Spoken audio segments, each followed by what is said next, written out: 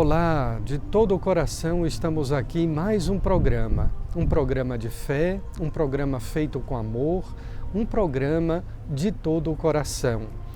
Neste quarto domingo do tempo pascal, Cristo se nos apresenta como sendo Deus, eu sou, e mais ainda, o bom pastor, isto é, não apenas aquele que cuida, aquele que conduz, protege o seu rebanho, as suas ovelhas.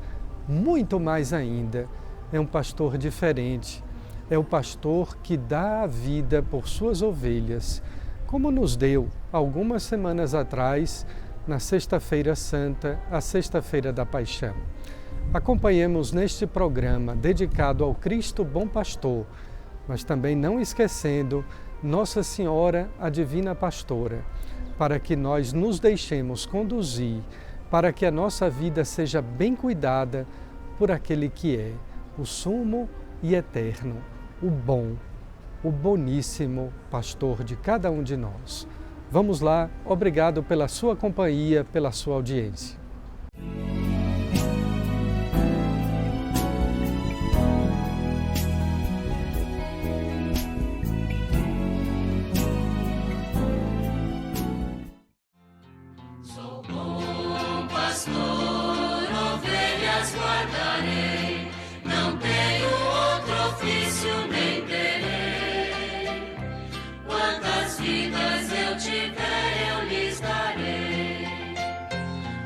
Pastores num dia de sombra não cuidaram e o rebanho se perdeu. Vou sair pelo campo, reunir o que é meu, conduzir e salvar.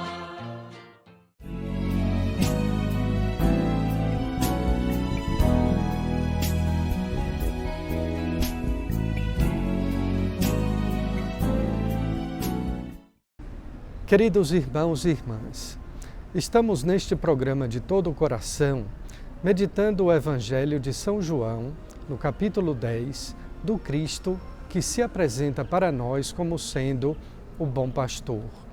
Naturalmente que evoca para nós uma simbologia agropastoril, um relato ou uma comparação que Jesus faz de si mesmo através da Sagrada Escritura, que desde o livro do Gênesis nos fala de pastores, de todos aqueles que no Antigo Testamento cuidaram dos seus rebanhos e protegeram as suas terras, as suas criações. Jesus, portanto, faz uso desta analogia, desta comparação. Mas note bem, antes de comparar-se com o bom pastor, Jesus primeiro faz a sua afirmação divina. Ele é Deus, eu sou. Não podemos perder de vista o encontro de Moisés com o Senhor na sarça ardente. Ali Deus se apresentou a Moisés como sendo eu sou aquele que é. Portanto, Jesus, sendo Deus, verdadeiro homem e verdadeiro Deus, se apresenta antes de tudo como Deus. Eu sou o bom pastor. Esse episódio desta apresentação de Jesus como sendo um Deus pastor bom, um pastor que ama, que cuida, que protege, que sara as feridas do seu rebanho, é própria de um episódio posterior à cura do cego de nascença. Façamos então esta sequência, ou esta consequência. Quando Jesus cura o cego de nascença, os fariseus fazem a Jesus uma pergunta muito maliciosa. Quem pecou para que este homem nascesse cego? Ele ou seus pais? E Jesus não responde afirmativamente para dizer que houve pecado, mas que existe a misericórdia de Deus. Porque para qualquer circunstância de erro, de tristeza, de falência ou de precariedade, Deus é bom. Deus vem em nosso auxílio, vem em nosso socorro, porque a essência de Deus é o amor, é a bondade. Agora imaginemos aquele homem cego que apenas era guiado pela voz de outras pessoas. Ele era conduzido e reconhecia as pessoas através da voz ou do tato, que são exatamente dois sentidos, audição e tato, que as ovelhas também usam no rebanho, quando estão no redil. Então, uma ovelha reconhece sempre o seu pastor pela voz. E Jesus faz essa analogia para dizer: eu sou o bom pastor. As ovelhas me conhecem pela minha voz. Assim como aquele homem cego de nascença, que não podia ver, mas podia reconhecer pela voz ou pelo tato. Outro dado também muito interessante é que as ovelhas se aproximam umas das outras no rebanho, ou quando estão no redil, no mesmo aprisco, através do olfato. Por isso as ovelhas se juntam umas nas outras, porque todo o rebanho possui o mesmo cheiro. Não é sem porquê que o Papa Francisco faz uso desta bonita expressão, ter o cheiro de ovelhas. O pastor que reconhece também as suas ovelhas pelo cheiro, pelo odor.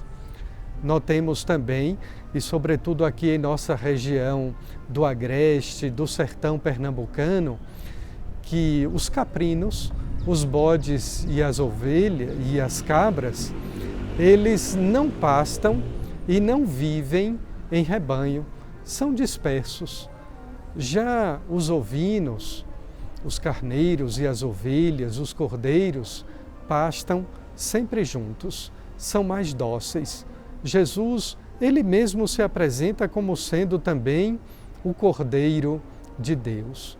Muito interessante ainda fazer a analogia desta apresentação de Jesus como sendo o bom pastor com o profeta Ezequiel, no Antigo Testamento, no capítulo 34, sobre quem é mercenário, os maus pastores, que cuidam do rebanho apenas por interesse, inclusive o interesse financeiro, o interesse afetivo, sexual. Jesus não. Jesus é o bom pastor porque ele mesmo diz: o bom pastor dá a vida por suas ovelhas. E como ele deu a vida na cruz? Como o seu sangue, qual cordeiro imolado, foi derramado para a salvação de todo o rebanho. Nesses tempos de pandemia que se fala de imunidade de rebanho é quando nós somos perdoados, é quando nós somos conduzidos e amados pela misericórdia do bom pastor. Não deixe também de comparar esse texto do Evangelho de São João com o Salmo 23. O salmista fala que o pastor nos conduz para verdes pastagens, nos oferece águas tranquilas, cura as nossas feridas, sacia toda a nossa fome. Pois bem, todas essas promessas do salmista, neste belíssimo salmo que todos conhecem também como o Salmo 24, Jesus realizou em si mesmo. Se ofereceu como banquete, como água que sacia a nossa sede. Ele mesmo é a pastagem verdejante que nos alimenta na Eucaristia. Ele mesmo é a mesa que nos faz sentar no seu altar em cada Santa Missa. Quantas lições, quanta coisa bonita neste episódio do Bom Pastor, no Salmo 23, na advertência do profeta Ezequiel no capítulo 34.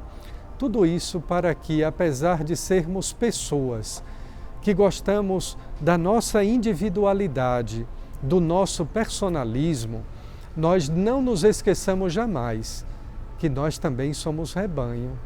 Pertencemos ao rebanho de Cristo, ao seu redil, que é a Igreja, como nos diz o documento do Concílio Vaticano II, a Lumen Gentium, no número 6. A Igreja é o redil, é o rebanho de Cristo. Aí sim, todos nós somos cuidados, protegidos, amparados. Afinal, quem nunca precisou ser levado no ombro? Quem nunca precisou do apoio de uma mão ou de um braço forte? E é isso que Jesus faz conosco. Como sendo o bom pastor, nos pega pelo ombro, nos conduz pela mão, nos traz para o seu peito, para o seu lado aberto pela lança, e ali então cuida, cura, faz o curativo de todas as nossas feridas, de todas as nossas dores. Estamos no tempo da Páscoa e o nosso papo de cruz é aquele papo da cruz que nos leva à ressurreição. Fique agora então com Lunara Aires.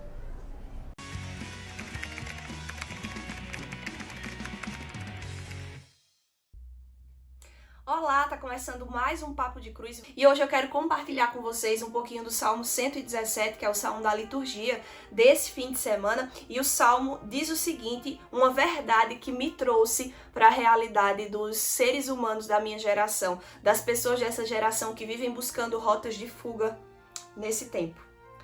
Dai graças ao Senhor porque Ele é bom, eterna é a sua misericórdia. É melhor buscar refúgio no Senhor do que pôr no ser humano a esperança. É melhor buscar refúgio no Senhor do que contar com os poderosos desse mundo. Amém. Eu acho que essa passagem, esse versículo desse salmo já é muito claro e ele nos diz uma realidade que me trouxe ao centro dos questionamentos da humanidade atual. Nossa geração, ela vive sempre colocando e buscando saídas e buscando alternativas e buscando possibilidades de resolver os seus problemas, colocando Deus por último em sua vida, colocando Deus por último, colocando Deus como última saída, colocando Deus como última opção. É uma frase que o povo diz assim: quando não dá mais jeito, quando não tem mais jeito, a gente reza. E infelizmente essa é a realidade de muitas pessoas. A gente deixa Deus como uma última opção, uma última alternativa, quando na verdade ele deveria ser a primeira e única.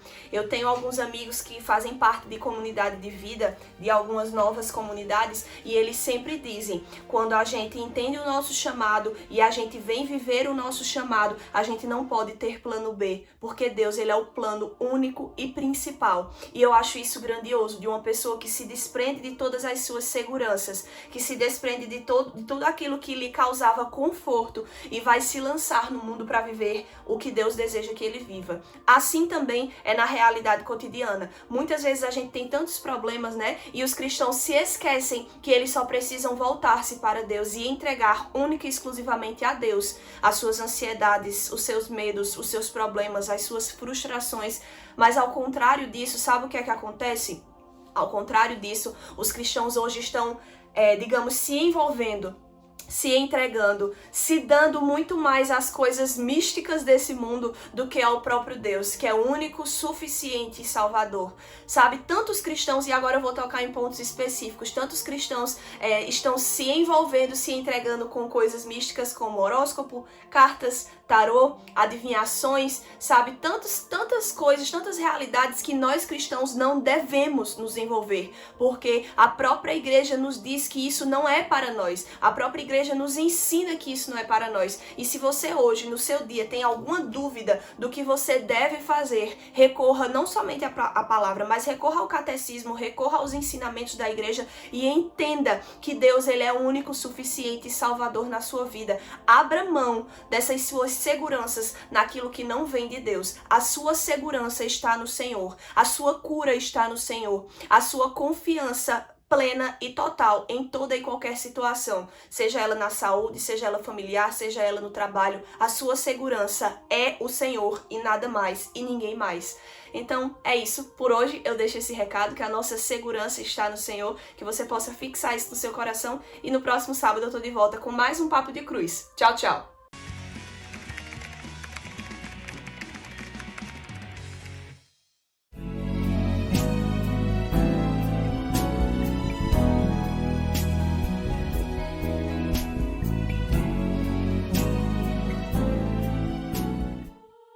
Então nós concluímos o nosso programa de todo o coração.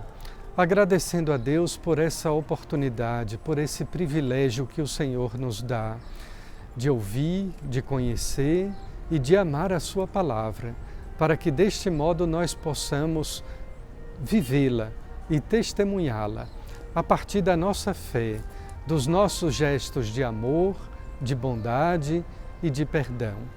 Peçamos à Divina Pastora a sua intercessão para que o Cristo venha curar as nossas feridas, venha sarar as dores deste mundo marcado pela pandemia do Covid-19, restituindo-nos o dom da saúde e da paz. Que Deus volte o seu olhar misericordioso para todos nós, para as nossas famílias, e nos abençoe. Em nome do Pai, do Filho e do Espírito Santo. Amém. Fique em paz, fique com Deus. Até a próxima.